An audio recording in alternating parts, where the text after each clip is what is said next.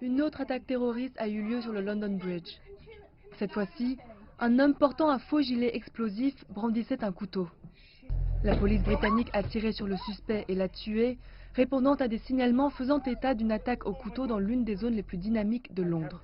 Je peux confirmer à cet instant que nous croyons que l'engin attaché au corps du suspect est un faux engin explosif. La police a déclaré que le suspect avait poignardé un certain nombre de personnes avant que d'autres n'aient réussi à le plaquer au sol sur le trottoir du pont. En 2017, ce même endroit avait été le lieu d'une autre attaque terroriste.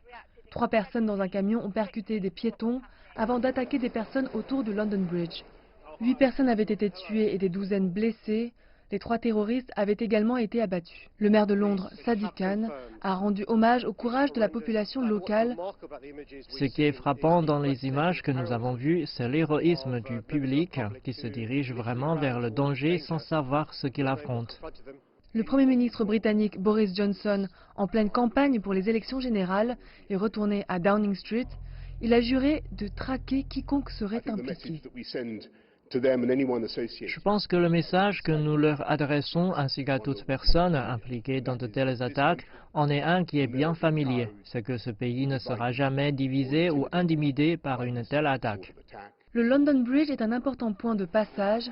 L'attaque a entraîné une interruption de la circulation et a perturbé des milliers de passagers lors de cette journée au trafic dense. Au début du mois, le gouvernement avait abaissé le niveau de menace terroriste nationale de grave à substantiel. Compte tenu de ce qui vient de se passer, il y aura certainement de nombreuses interrogations autour de cette décision d'abaisser le niveau d'alerte.